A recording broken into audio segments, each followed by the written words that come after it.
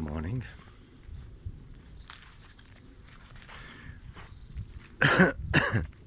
I've done a couple of videos about, how we have no idea what is actually here, outside, what it's like. And also how we have no idea what's in here and what it's like. And the last video was about how a ghost in a machine doesn't exist anyway. From the point of view of science, it's just interactions,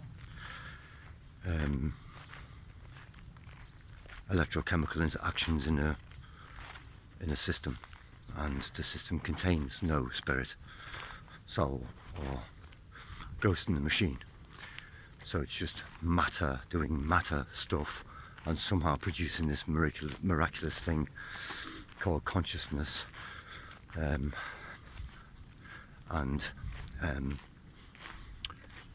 the illusion of a person, the illusion of the illusion of a person, a character, personality. A personality is not an illusion, but a ghost in the machine. And from the other end,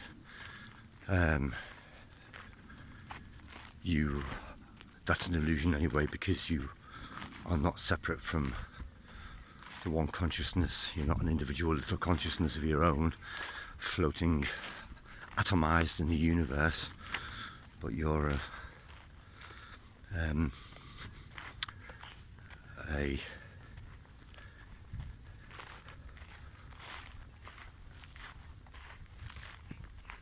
part of the, well, not even part of the whole consciousness, part of God or the One, the Creator, whatever you want to call it. You are that thing, because there is only that thing. In any case, what the hell is the point in all this philosophizing about such things and wasting your time on stuff like this? I don't know. It's interesting. Interesting to think. It's interesting to think about anything, really. I think about lots of things. Don't just think about this stuff. I think about a lot of things. But it's interesting and can be a useful tool.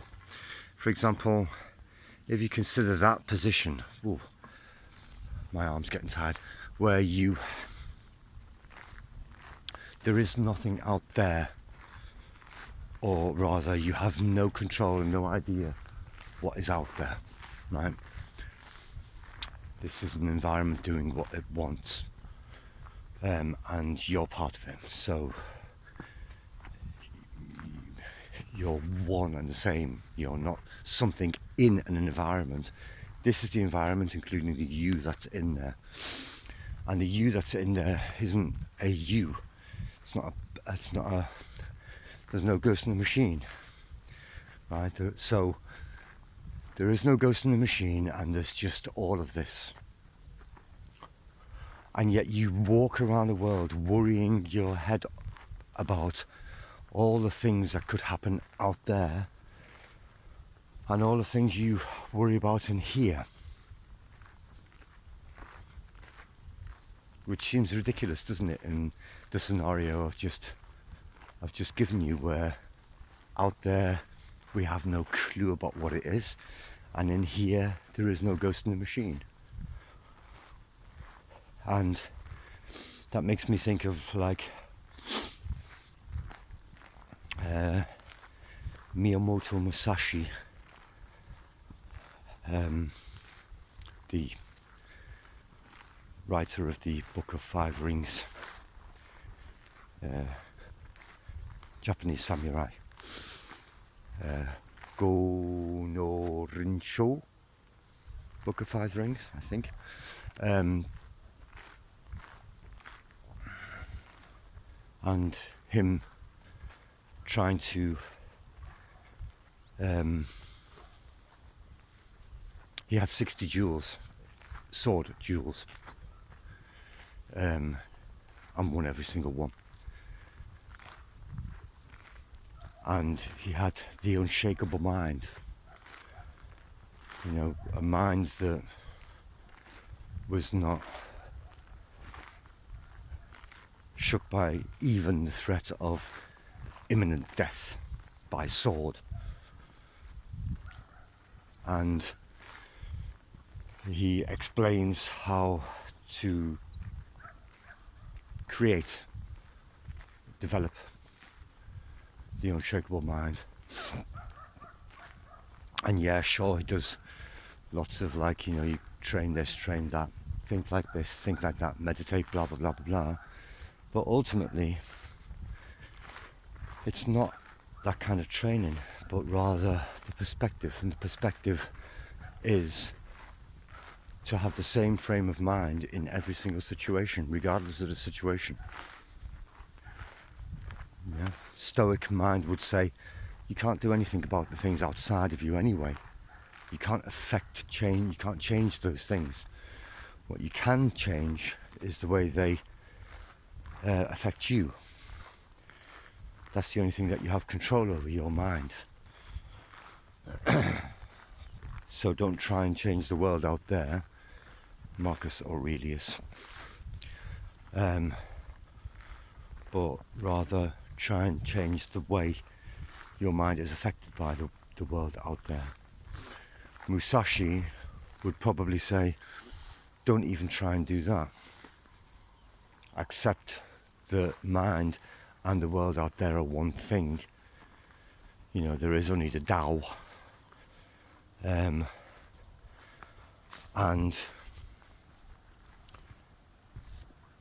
leave it alone. Do not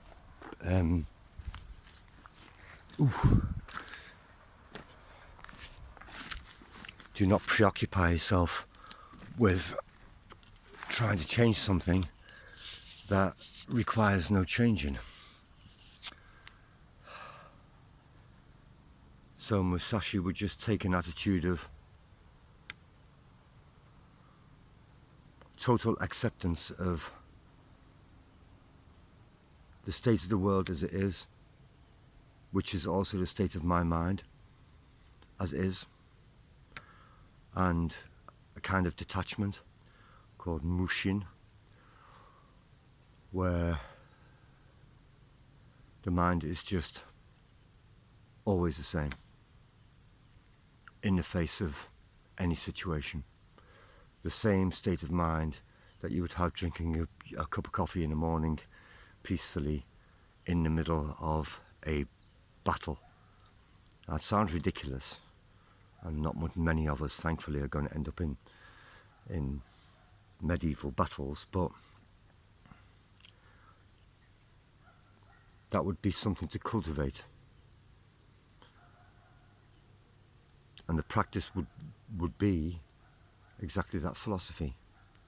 I have no idea what's out there, so there's no point in me worrying about what's out there. Consider, think about it, yes, but I can't tell you anything about the world. Only what my senses receive.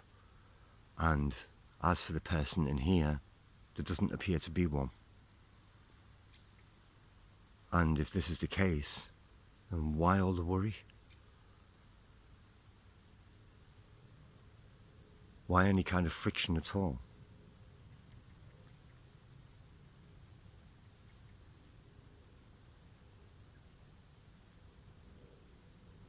Why even allow the mind to move in any direction? And so you have an immovable mind, like a flag that won't wave in the wind, because it accepts that there is wind, there's not a lot I can do about it. So these kind of ways of thinking, changing your perspective, they are important and are useful in everyday life in order to facilitate strategies to deal with everyday life, because we do get caught up in thoughts over and over and over again. They occupy a lot of our time, take a lot of our energy, and ultimately, vast majority of them are never solved, really, and possibly are unable to be solved. So why waste the energy on them? And the reason you do is because you can't detach from trying to waste the energy on them. You're programmed to do that. It's in our nature kind of thing as evolved beings. But that doesn't say that's the only nature that we have. And you're allowed and capable of cultivating another nature. So that would be a nice exercise, wouldn't it? To put yourself in a state of mind which is unmoving, accepting of everything that happens. Not just trying to be calm, it's not that, but it's a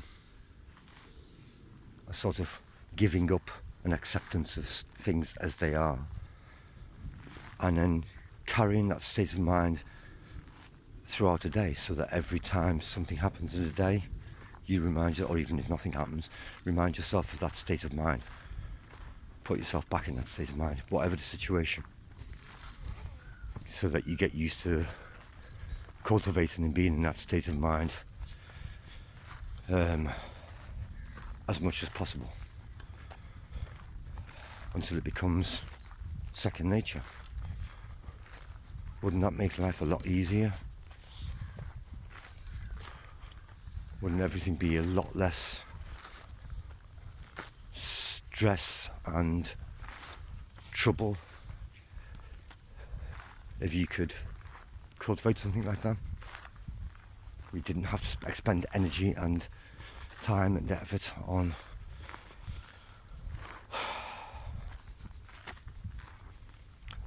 trying to solve things that can't be solved, but rather just accepting them instead. Sounds a bit sort of